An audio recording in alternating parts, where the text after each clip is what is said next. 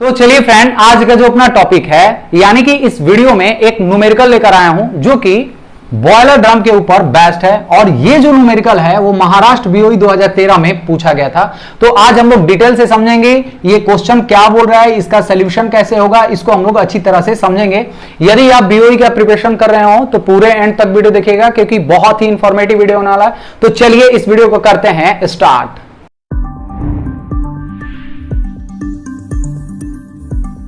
तो चलिए फ्रेंड, अभी हम लोग इस क्वेश्चन को अच्छी तरह से स्टडी कर लेते हैं और उसके बाद देखेंगे कि इस क्वेश्चन का कैसे सॉल्यूशन होगा, यानी इसको कैसे हम लोग सॉल्व कर पाएंगे। तो हमारा क्वेश्चन क्या है, अब बॉयलर ड्रम, जैसे कि इसके नाम से ही पता चल रहा है बॉयलर ड्रम। जैसा कि हम लोग जानते हैं कि किसी भी बॉयलर के लिए जो बॉयलर ड्रम है वो बहुत ही इंपॉर्टेंट पार्ट होता है, क्योंकि इसी बॉयलर ड्रम के अंदर हम लोग 50% वाटर का लेवल मेंटेन करते हैं और 50% में हमारा स्टीम रहता है। तो क्वेश्चन है कि अब boiler drum of total weight, यानी कि जो हमारा बॉयलर ड्रम है उसका टोटल वेट कितना है, 23,500 केजी है, इज सपोर्टेड बाय 4 रोप्स। और ये जो हमारा बॉयलर ड्रम है वो 4 रोप से सपोर्टेड है, यानी कि 4 गो जो हमारा रोप है उसी से हैंग किया हुआ है, लटकाया हुआ है। ठीक है, find the diameter of ropes if allowable stress of rope is 800 kg पर सेंटीमीटर स्क्वायर। क्वेश्चन बहुत ही सिंपल है। एक हमारा बॉयलर ड्रम है जिसका वेट इतना है, जो कि 4 रोप से क्या है, हैंग किया हुआ है, यानी कि सपोर्ट किया हुआ है। और इसका हम लोग को पता क्या करना है कि जिस रोप से हैंग किया हुआ है उस रोप का डायमीटर हम लोग को पता करना है, जबकि उस रोप का जो अलाउएबल स्ट्रेस है वो कितना है, 800 kg पर सेंटीमीटर स्क्वायर है। तो इसका हम लोग सोल्यूशन देख लेते हैं। तो हमारा गिवन डाटा क्या है,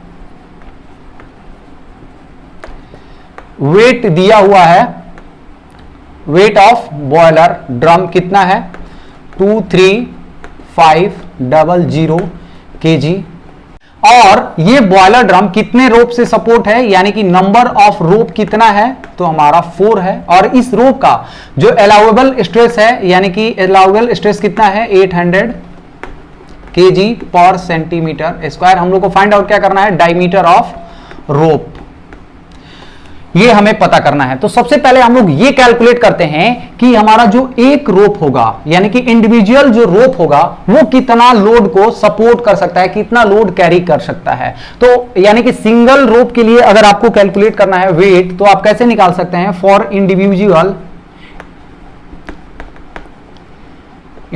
रोप के लिए क्या कर सकते हैं, टोटल वेट डिवाइड कर देंगे नंबर ऑफ रोप, यानी कि W/N कर देंगे, यानी कि हमारा वेट कितना है 23,500 और डिवाइड कर देंगे किससे, 4 से। तो हमें निकल के आ जाएगा इंडिविजुअल रोप का। तो इसको हम लोग कैलकुलेट कर लेते हैं, 23,500 डिवाइड कर देना है 4 से, तो 5875 इतना वेट क्या करेगा, इतना केजी वेट क्या करेगा, 1 रोप सपोर्ट करेगा। ठीक है, अब हमको निकालना क्या है, ये डायमीटर निकालना है।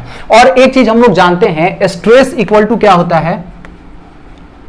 तो सबसे पहले हम लोग स्ट्रेस समझते हैं। स्ट्रेस का मतलब क्या होता है, तो देखिए किसी भी बॉडी के ऊपर जब हम लोग लोड अप्लाइड करते हैं, यानी कि कोई भी फोर्स इसके ऊपर अप्लाइड करते हैं, तो इस बॉडी के अंदर कुछ ना कुछ चेंजेस होगा, या इस बॉडी के अंदर जो रेजिस्ट कर रहा है उस लोड को, उसको हम लोग बोलते हैं स्ट्रेस। यानी कि इस बॉडी के अंदर जो इंटरनल रेजिस्टेंस होगा उसको हम लोग बोलेंगे स्ट्रेस। जैसे कि मान लीजिए कि हमारे पास ये कैलकुलेटर है, इस पे हम लोग फोर्स लगा रहे हैं, तो ये हमारा क्या है, ब्रेक नहीं हो रहा, लेकिन बहुत एक्सट्रीमली इस पे फोर्स हम लोग लगाएंगे तो ये कैलकुलेटर क्या हो जाएगा, ब्रेक हो जाएगा, टूट जाएगा। तो हम लोग बोल सकते हैं कि इसके अंदर जो इंटरनल रेजिस्टिंग फोर्स है, जब तक टूट नहीं रहा है तब तक क्या है, वो रेजिस्ट कर रहा है, उसको टूटने नहीं दे रहा है। लेकिन जब ये ब्रेक हो जाएगा, इसका मतलब कि हम लोग जो फोर्स अप्लाइड कर रहे हैं वो इंटरनल रेजिस्टेंस जो फोर्स है, यानी इंटरनल रेजिस्टेंस फोर्स से ज्यादा, यानी कि बियॉन्ड फोर्स लगा रहे हैं, तभी जाके ये हमारा मटेरियल क्या है, ब्रेक हो जा रहा है।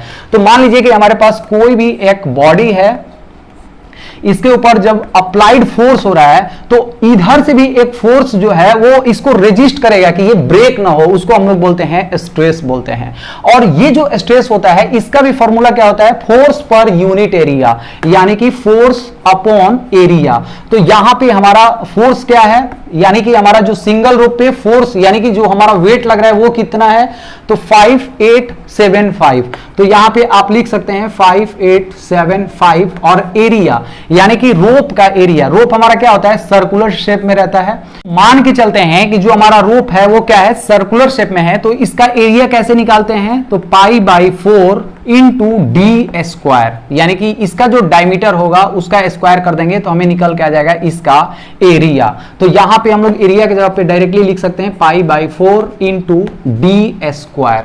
हमें पता क्या करना है, डी पता करना है। स्ट्रेस यहां पे कितना दिया है, तो 800 kg पर सेंटीमीटर स्क्वायर दिया है, तो 800 इक्वल टू क्या हो जाएगा 5875 और डिवाइड क्या कर देना है π/4 इंटू डी स्क्वायर। अब हम लोग को निकालना क्या है, डी स्क्वायर, तो मैं यहां पे कर दे रहा हूं, तो डी स्क्वायर इक्वल टू क्या हो जाएगा, ये जो है हमारा इससे मल्टीप्लाई हो जाएगा, यानी कि 5875 और डिवाइड क्या हो जाएगा 800 इंटू π/4 हो जाएगा। जब हम लोग इसको सॉल्व करेंगे तो हमारा वैल्यू कितना आ जाएगा 5875, ये जो 4 है ऊपर चला जाएगा इंटू 4 और डिवाइड कर देना है 800 और डिवाइड कर देना है पाई से, तो हमारा वैल्यू आ जा रहा है 9.35 आ जाएगा। अगर हमको डी निकालना है, इधर स्क्वायर है तो इधर क्या हो जाएगा अंडर रूट हो जाएगा, यानी कि 9.35। तो इसका जब हम लोग अंडर रूट करेंगे इसको तो वैल्यू आ जा रहा है 3.05। ये किस में आ जाएगा, तो हमारा ये सब सेंटीमीटर में है, तो ये भी हमारा सेंटीमीटर में आ जाएगा। यानी कि जो हमारा रोप है उसका डायमीटर अगर हम लोग 3.05 सेंटीमीटर रखते हैं तो इतना वेट का जो ड्रम होगा उसको इजीली ये सपोर्ट कर सकता है। तो इस तरह से हमें डायमीटर निकल के आ गया। उम्मीद करता हूं ये टॉपिक आपको अच्छे से समझ में आ गया होगा।